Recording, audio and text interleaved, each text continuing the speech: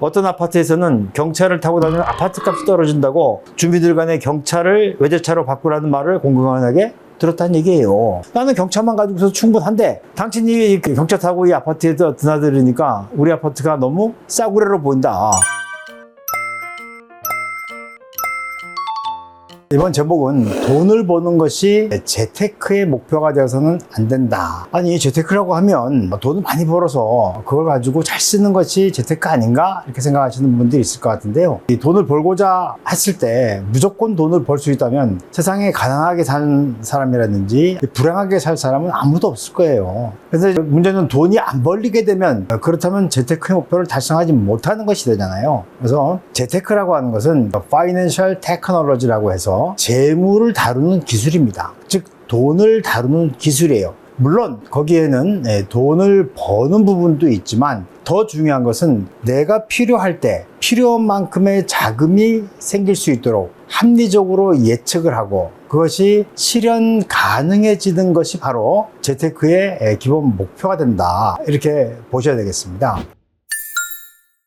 자, 그러면 이제 재테크 이야기를 조금 더 해봐야 될 것 같아요. 재테크는 자산을 관리하는 것이다. 이런 얘기가 되겠는데요. 자, 재물이라고 하는 것이 반드시 좋기만 하냐. 돈을 벌어서 행복한 사람도 많이 봤지만 돈을 벌어서 그 끝이 굉장히 어려워지는 그런 사람들도 많이 봤습니다. 자, 재테크의 성패는 반드시 큰 돈을 버는 것으로 판단한다면 이거는 재테크의 아주 작은 한 면만 보는 거예요. 물론 큰 돈을 벌어서 행복한 삶을 산다면 그보다 더 좋은 일은 없죠. 하지만 이 시간을 통해서 계속 말씀드리는 건 뭐냐면 재물이라고 하는 것은 내가 감당할 수 있는 능력이 있어야 하고 또 재물운이 좋을 때 내 삶에 도움이 되는 것이지 내가 감당할 수 있는 능력이 없다거나 또 이 재물운이 올 때 내 삶에 도움이 되지 않는 때가 있어요. 그게 언제라고 말씀드렸냐면 내가 탁해져 있을 때 이럴 때 돈이 들어오게 되면 오히려 그것이 나를 망가뜨리는 그런 도구로서 사용되는 경우도 있다 이런 말씀 드렸단 말입니다. 자칫하면 재물이라고 하는 것은 평온하던 내 삶을 망치는 그런 결과를 가져오는 경우도 많다는 거 이런 것들을 잘 이해하시는 게 필요하고요.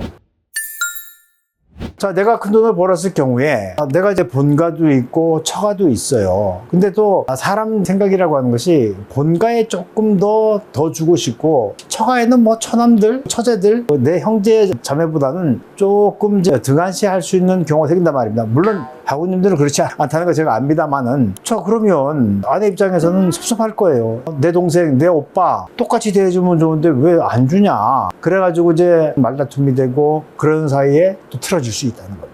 그리고 자녀들 같은 경우에도 아빠가 부자예요. 돈을 벌었어요. 그러면 이제 아이들이 어차피 그 돈 나한테 다 상속 오는 거 아니야? 아니면 뭐 그렇지 않다면 아빠 돈 많으니까 뭐 가게 하나 차려야 될까? 노력을 하네요. 공부를 잘한다 못한다를 떠나가지고 내가 내 삶을 계획한 것을 달성하기 위해서 노력하고 하는 그런 과정이 있어야 하는데 아빠 돈이 있는데 내가 그걸 왜 하냐 그거예요. 이렇게 되다 보면 자녀들의 삶도 피폐해질 가능성을 배제할 수 없다. 물론 다 그렇다는 건 아니에요. 일부 몇몇 사람들은 뭐 집안이 풍비박산이 나는 그런 일들을 겪는 그런 경우가 많더라. 이런 걸 이제 말씀드리는 것이죠. 그래서 돈이라고 하는 것이 물론 많으면 좋다고 생각할 수는 있겠지만 그것이 반드시 좋은 것만은 아니라는 생각을 저는 하게 됐습니다.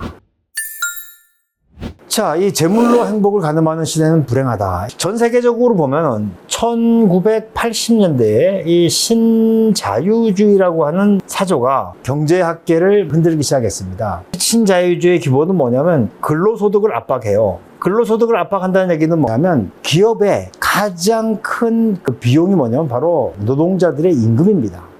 그러니까 이제 정규직 없애고 또 비정규직이나 그렇지 않으면 파견직 이런 것들을 일상을 한단 말이에요. 그러면 이제 노동자들 입장에서는 노동소득이 가장 건전한 소득이고 가장 오래가는 소득인데 이게 줄어든 거예요. 그러니까 이제 그때 되면은 정치인들 같은 경우에는 견디기 어렵죠. 왜냐하면 국민들이 어렵게 사는데 그러면 저기 나를 어렵게 한 그 당을 찍겠습니까? 안 찍힌단 말이에요. 그러니까 이제 어떻게 하냐면 부채를 통한 성장을 해요. 이건 무슨 얘기냐? 금리를 내려주니까 이제 빚을 내게 되는 거죠. 이걸 통해 가지고 기업들이 비용 절감을 하니까 이익이 늘어날 거 아닙니까? 주가가 올라가잖아요. 주가가 올라갈 뿐만 아니고 부동산 가격도 올라가는 거죠. 그렇죠? 특히 우리나라 같은 경우는 IMF 외환위기 이후에 우리나라에도 신자유주의가 딱 자리 잡았다고 합니다. 그때 생각해보면은 제일 먼저 퇴직금 누진제 없앴죠. 그리고 정규직을 줄였어요. 그러면서 비정규직 늘리고 했단 말입니다. 기업들은 이익이 나서 주가는 막 올라가는데 국민들의 삶은 미래를 갖다 담보하지 못할 정도로 힘들어졌단 말입니다. 그러니까 이제 어느 여배우가 카드사 CF에서 여러분 부자 되세요 라고 하는 CF 엄청 인기를 끌었잖아요. 그러니까 그때부터 사람들이 다 부자가 되는데 혈안이 돼 있는 거예요. 그 뭐냐? 바로 재물에 대한 욕망을 부추기는 사회적 분위기가 만연해졌어요. 그러면 진짜 행복한 사람이 몇 명 있어요. 나는 32평 아파트면 충분한데 내 친구는 보니까 40평 살고 50평 살고 그럼 나는 상대적으로 불행한 거 아닙니까? 그러니까 재물로 행복을 가늠하는 시대가 되다 보니까 이게 사람들이 이상해졌어요. 그래서 어떤 아파트에서는 경차를 타고 다니면 아파트 값이 떨어진다고 주민들 간에 경차를 외제차로 바꾸라는 말을 공공연하게 들었다는 얘기예요. 나는 경차만 가지고서 충분한데 당신이 경차 타고 이 아파트에 드나들으니까 우리 아파트가 너무 싸구려로 보인다. 이런 시대가 지금 돼 있단 말입니다. 그러다 보니까는 사람들이 다 돈을 버는데 주력하고 있고 이게 이제 제가 현 시대를 판단하는 상황입니다.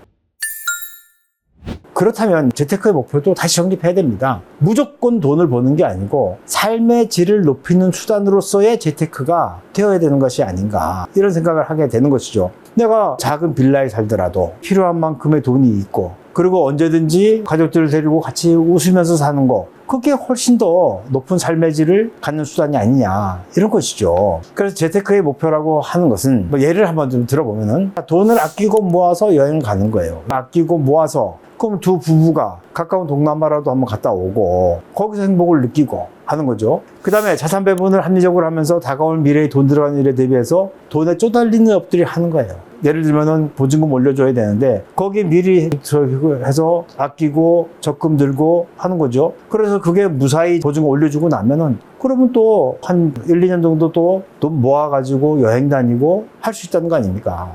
그전에는 삶의 질을 높이는 것이 재테크의 목표였어요. 그런데 IMF라든지 신자유주의라든지 이런 사조들이 우리 마음속에 들어오면서 그냥 돈 버는데 아웅다웅하게 살아가는 그런 일들이 인생의 최대 목표인 것처럼 이렇게 돼 있단 말입니다. 참 답답한 그런 상황이 되는 것이죠. 그러니까 돈을 불리는 것에만 목적이 있는 것이 아니고 내 미래에 돈이 얼마나 필요하냐 합리적으로 예측하고 그 시기와 규모에 맞는 계획을 세우는 거예요. 이건 뭐 예금을 들 수도 있고 적금을 할 수도 있고 그렇다면 조금 더 여윳돈이 있다면 투자를 할 수도 있고 거기에 맞춰가지고 자금 관리를 하는 거 이게 바로 이제 재테크가 돼야 한다고 합니다. 자금관리 과정에서 뜻밖의 재물이 들어올 수도 있어요. 로또의 당첨 확률이 814만 분의 1입니다. 통계학을 아는 사람의 입장에서 본다면 이거는 없는, 존재하지 않는 확률이에요. 존재하지 않는 확률. 그러니까 이거는 완전히 운에 맡기게 되는 거죠. 근데 거기에다가 내 삶을 맡겨요? 이거는 굉장히 위험한 일이죠. 그리고 제가 또 주식의 본질에 대해서 말씀드렸잖아요. 주식 투자의 기대 수익률은 마이너스다. 기대 수익률이 마이너스라고 하는 것은 뭐냐면 평균적으로 사람들이 투자를 하게 되면 다 손해를 본다는 얘기예요. 근데 거기에서 10배, 100배의 그 수익을 기대하면서 투자를 한다는 건 너무 운에 맡기는 거 아니냐는 거예요.